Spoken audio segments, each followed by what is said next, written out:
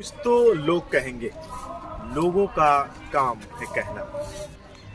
2007 में UP college की राजनीति की, 2009 से गाजीपुर के युवाओं की आवाज़, सैदपुर विधानसभा, युवा समाजसेवी, एक खास मुलाकात आज मनोज सिंह जी के साथ। मनोज जी, आपका बहुत बहुत स्वागत है। पहले तो सुशील जी बहुत बहुत धन्यवाद आपका और आपकी टीम का, क्योंकि आपने हमें समय दिया।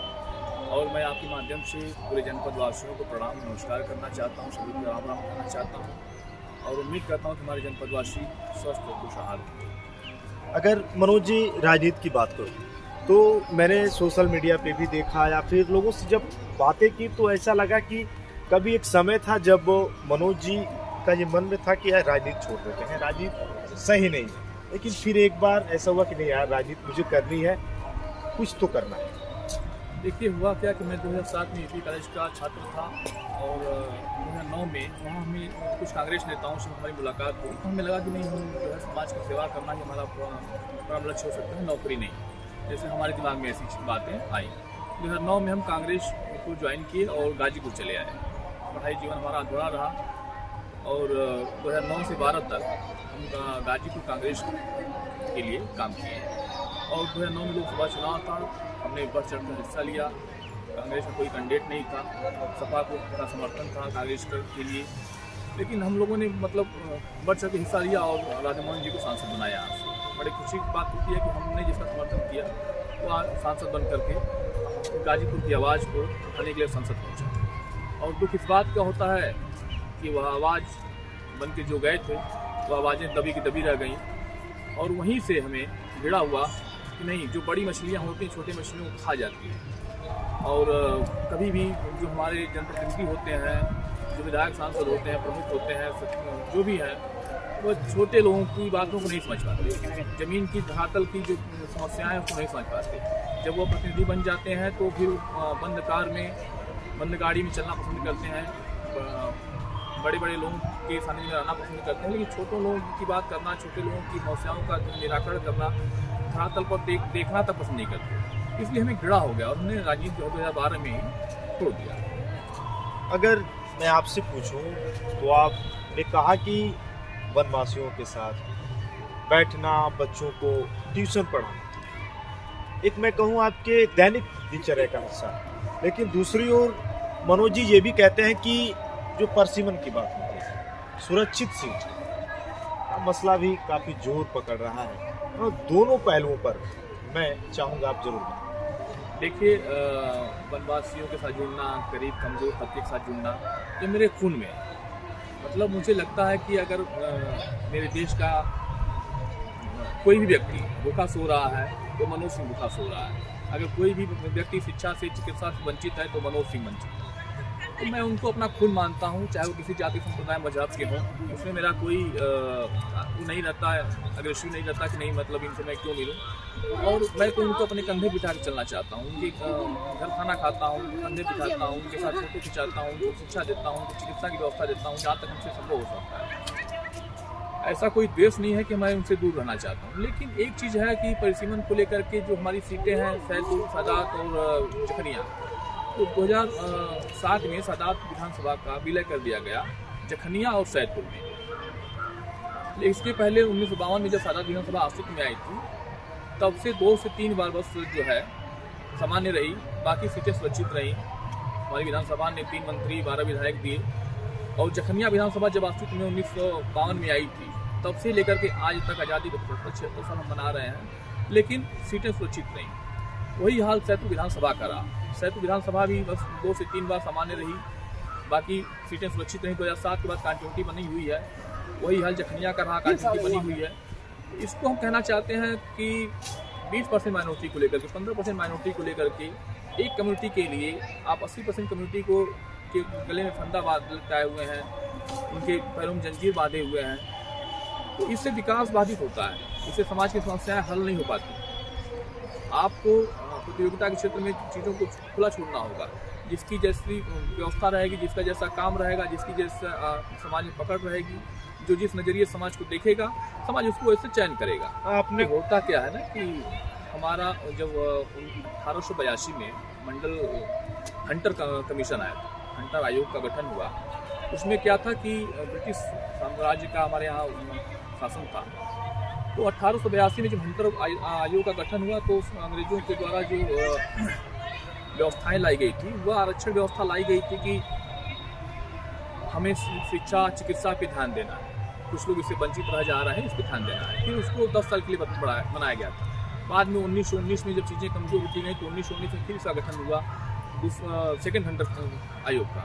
उसमें भी चीज़ों को संज्ञान में लिया गया कि आखिर चीज़ों में कमी कहाँ रह गई है। धीरे धीरे चीज़ें बढ़ती रहीं। 1935 में भारत सरकार के द्वारा फिर गठन हुआ आरक्षण विधायिका को लेकर के कि हमें विधानसभा में आरक्षण लाना चाहिए। तो 10 साल के लिए वो भी हुआ था, लेकिन सरकारें आती रही, सरकारें जाती नहीं, लोग अपने वोट बैंक के चक्कर में चीज़ों को बढ़ाते रहे और आर्टिकल जो है कि 332 जिसको हम कहते हैं अनुच्छेद 332, उसके तहत विधायिका में जो है आरक्षण की व्यवस्था लागू की गई थी, जो कि 10 साल के लिए लागू की गई थी। लेकिन सरकारें आती हैं, उसको अपने वोट बैंक के चक्कर में बढ़ाती रहती हैं। यह गलत है। मतलब जहाँ प्रतियोगिता है, जहाँ की सब लोग स्वच्छंद हैं, वोट देना मतलब एक लोकतंत्र की बात होती है, डेमोक्रेसी की बात होती है। तो अगर वहाँ आप किसी को बांट देते हैं तो उससे अच्छा है कि आप जो पहले आज़ादी के पहले छोटी छोटी रियासतें थी जिसको हम तोड़ करके एक संपूर्ण भारत का निर्माण किए थे, एक अच्छे राष्ट्र का निर्माण किए थे, उससे तो अच्छा वही फिर अब छोटी छोटी रियासतों में बांट दीजिए और जो राजा रहेगा उसकी दर पीढ़ी चलती रहेगी, 75 साल 100 साल तक चलता रहेगा, वंशानुगत।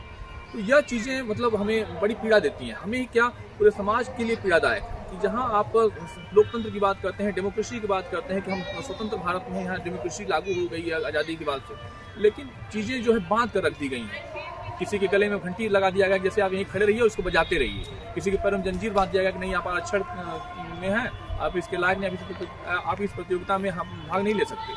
तो जब प्रतियोगिता होती है तो उसमें सारे लोगों को जब खुला नहीं छोड़ेंगे तो कैसी प्रतियोगिता।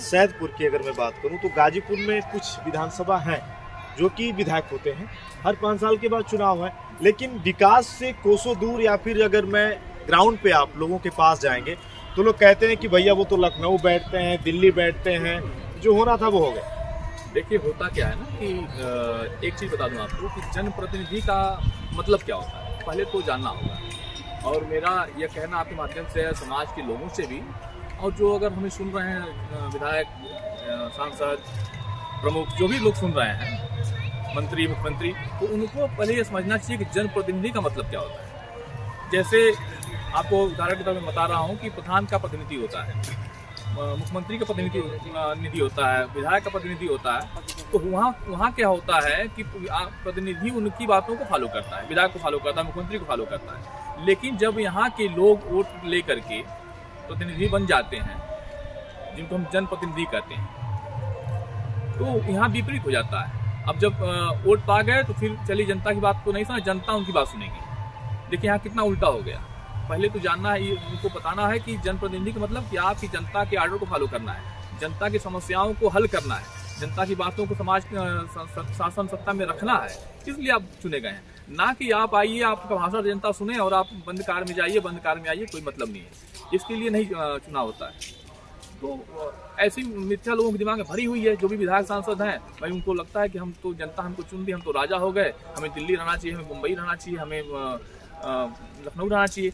जनता की समस्याओं से क्या मतलब है। और जनता भी नहीं समझ पाती कि जनप्रतिनिधि का मतलब क्या होता है। लोग आते हैं, जाति संप्रदाय मजहब के नाम पे वोट लेते हैं और चले जाते हैं। अगर मैं राजनीति की बात करूँ, लोग कहते हैं भाई भाई का नहीं होता, और राजनीति में लोग साथ चलते हैं लेकिन पैर पीछे से खींचते हैं कि यार मनोज जी हैं, यार ये आगे न चले जाएं, तो फिर इनको बैक किसी तरह किया जाए। देखिए राजनीति में सही कर रहे हैं आप कि एक कहावत है कि राजनीति में बेटा बाप के सर पे पैर रख के आगे जाता है। पुरखा कहते थे कि राजनीति ऐसी चीज़ है कि बेटा जो है बाप के सर पर पैर रख करके आगे निकल सकता है, लेकिन ऐसा नहीं हो सकता।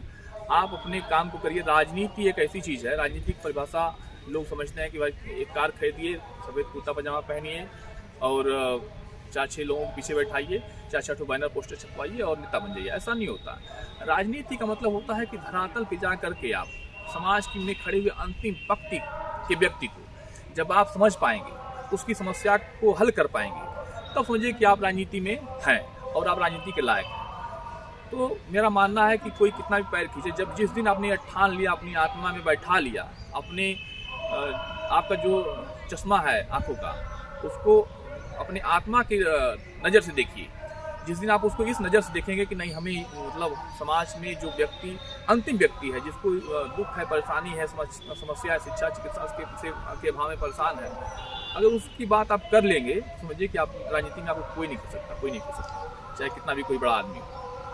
एक पहलू मैं देखता हूँ राजनीति को, जितना मैंने करीब से देखा है कि किसी के रिश्तेदार हों, किसी के परिवार वाले हों, साथ में लोग जुड़ते हैं, राजनीति करते हैं। अगर मैं आपसे कहूँ, देखिए हमारे परिवार में भी तो, परिवार में तो मैं नहीं कर सकता, इसलिए मैं बड़े छोटे परिवार से आता हूँ। बड़े पिताजी अकेले हैं और मैं उनका पुत्र हूँ, तो मैं अपनी पीढ़ी को बढ़ा रहा हूँ। लेकिन हमारे रिश्तेदार जो हैं मतलब अच्छे पदों पे हैं, बहुत पहले से रहे हैं। हमारे डॉक्टर कैलाश सिंह जी का नाम आपने सुना होगा, 2 बार MLC रहे, हमारे यहाँ सैदपुर की प्रमुखी रही, और आज की डेट में हमारी भाभी जो हैं सतना सिंह डिस्ट्रिक्ट कोर्ट की चेयरमैन हैं, हमारे जीजा जी जो हैं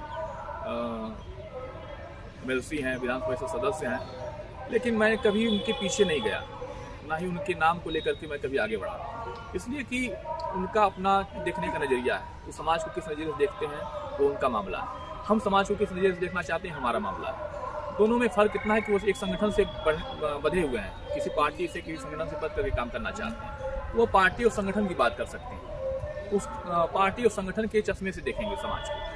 और मैं पार्टी और संगठन से इसलिए नहीं जुड़ा और उनसे भी इसलिए नहीं जुड़ पाया कभी, कि मैं चाहता हूं कि मैं अपने आत्मा के नज़रिए से जो धरातल पे चीज़ें हो रही हैं उसको देखूं। और जब आप किसी संगठन पार्टी से जुड़ जाएंगे तो आप नहीं देख पाएंगे, फिर उसकी बात करेंगे। तो मैं किसी दूसरे के कहीं बात को नहीं समाज में कहना चाहता। मैं, मेरी आत्मा जो कहती है, जो लगता है कि नहीं समाज की बात है, हमें करनी चाहिए, चाहे धरातल पे कोई व्यक्ति हो, किसी संप्रदाय मजहब का व्यक्ति हो, मैं उसकी बात करता हूँ, और इसलिए मैं किसी पार्टी संगठन से नहीं जुड़ना चाहता। अगर मनोज जी मैं आपसे कहूँ, जैसे नेता लोग होते हैं, चुनाव जीतना हारना अलग की बात है, कुछ गाड़ियाँ हैं, लोग साथ में जा रहे हैं, एक बड़ा काफिला है, एक बड़ा भौकाल भी रहता है।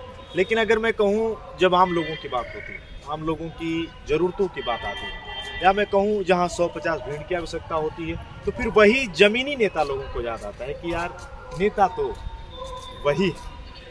देखिए कहा गया ना कि आप कितने बड़े हो जाइए, एक कहावत है कि आप कितने बड़े हो जाएंगे आसमान को नहीं छू सकते और आसमान पे आसमान नहीं छा सकते। तो जब आप धरातल पे रहेंगे आपको कमियां महसूस नहीं होंगी किसी की भी। आपके साथ आप जिधर जाएंगे लोग आपके साथ जुड़ते जाएंगे। और जब आप, मैंने कहा ना पिछली बार की, जब आप कार से आते जाते हैं और बंद शीशे में आते जाते हैं, आपकी ब्लैक फिल्म रहती है, तो उसमें होता क्या है कि फिर लोग, आप जितना लोगों से दूरी बनाना चाहते हैं, लोग भी आपसे दूरी बना लेते हैं। तो हमेशा आपको यह ध्यान में रहना चाहिए कि अपनी पिछली चीज़ों को, अपनी पुरानी बातों को हमेशा ध्यान में रखकर कि जिनसे आपने सीखा है, जिनको लेकर के आपने आगे बढ़ा है, जिनकी वजह से आपने आगे बढ़ा है, उनको जब तक आप साथ लेकर नहीं चल सकते तो समझिए कि आपका जीवन व्यर्थ है। आप नेता रहिए, मुख्यमंत्री हो जाइए, प्रधानमंत्री हो जाइए, कोई मतलब नहीं रहता। और मैं मानता हूँ कि आप धरातल पर रह के काम करिए, जहाँ तक जाना होगा आप जाएंगे। अगर मैं अंतिम सवाल आपसे पूछूं, सैदपुर विधानसभा जो कि आज भी अगर मैं करीब से देख पाता हूं तो विधायक हुए, काफ़ी धन बल भी लोगों के पास रहा। बाहर तो देखने से लगता है कि काफ़ी लोगों की मदद होती है, लेकिन आज भी सैदपुर में कोई ऐसा, कुछ लोगों को छोड़कर ऐसा नहीं हुआ जो लोगों की अंगुलियों को पकड़ के सहारा। देखिए, यह जो सहारा की बात होती है, किस मानसिक लक्षण होता है लोगों में, अगर जिसके अंदर यह मानसिक लक्षण पाया जाता है वही कर सकता है। किसी को आप कितना भी बताइए, कहिए, नेता बनने से नहीं आदमी के अंदर उगड़ आ जाएगा। यह जो होता है ये एक मानसिक लक्षण होता है कि हमें आप किसी सहायता करनी, हमारी भावना कैसी, हमारी आत्मा कितनी साफ सुथरी है। तो जब आपकी आत्मा साफ सुथरी रहेगी, आपकी भावना अच्छी रहेगी, तो आप लोगों की मदद कर पाएंगे। और आप नेता बन जाइए, मंत्री बन जाइए, इससे आप किसी की मदद नहीं कर सकते। सैदपुर की स्थिति है, सैदपुर जखनिया दोनों को मैं बहुत चीज परिचित हूँ, वहाँ की समस्याओं से चीज परिचित हूँ, वहाँ की जो पीड़ा है उससे परिचित हूँ। तो वहाँ की स्थिति है कि वहाँ कोई ऐसा नेता नहीं मिला हमको हमने अपने जीवन काल में जितना हमारा उम्र है हमने देखा, और पिछली भी चीज़ों को लोग बताते हैं हमारे बाप दादा कि नहीं ऐसा कोई नेता नहीं निकल के आया जो कि समाज की बातों को कर सके। तो एक लोगों को छोड़ दीजिए अपवाद के रूप में, तो नहीं आया। और लोगों की समस्याओं का हल करना, गरीब दीन दुखिया की बात करना, समाज की बात करना, समाज की समस्याओं का निराकरण करना, कोई ऐसा नहीं मिला। इसलिए बड़ा कष्ट होता है, बड़ी पीड़ा होती है। इसलिए मैंने एक मुहिम छेड़ा है कि नहीं, हमें जो है कि इस बार सैदपुर विधानसभा और जखनिया विधानसभा को सामान्य कराना है। इसके लिए हमें चाहे जो करना होगा, जब तक हमारे तन में प्राण है मैं लड़ूंगा, सरकार से लड़ूंगा, सत्ता से लड़ूंगा, इलेक्शन कमीशन ऑफ इंडिया से लड़ूंगा, अपनी बातों कहूँगा, चाहे जो करना होगा मैं करूँगा, लेकिन बदलाव ला करके रहूँगा और एक नए युग का आरंभ करना चाहूँगा और लोगों की समस्याओं को हल करके एक नया परिवेश बनाना चाहूँगा। कुछ तो लोग कहेंगे, लोगों का काम है कहना। गाजीपुर जिले के एक ऐसे समाज सेवी, मैं कहूँ हर समय लोगों के लिए तैयार रहने वाले मनोज सिंह जी के साथ आज हमारी एक खास मुलाकात, ये पहला इंटरव्यू मनोज जी के साथ। मनोज जी, आपने इतना समय दिया, बहुत बहुत धन्यवाद। चैनल से हमारी शुभकामनाएं हैं, आप दिन रात तरक्की करें। आपको भी बहुत सारी शुभकामनाएं, और आपके माध्यम से मैं पुनः देशवासियों के साथ जिले वासियों को भी प्रणाम नमस्कार करना चाहता हूं कि हमारे जिले के लोग हमारे हृदय में बसते हैं। मैं चाहता हूं कि आप लोग, कोई भी समस्या हो, आपको अगर लगता है कि मनोज की बस की बात है तो आप मुझे बताएं, मैं आपके साथ दिन रात 24/7 खड़ा हूँ। और इतना ही कहना चाहूँगा। बाकी इस वक्त प्रार्थना है कि आप सभी लोग खुशहाल, स्वस्थ और मस्त रहें।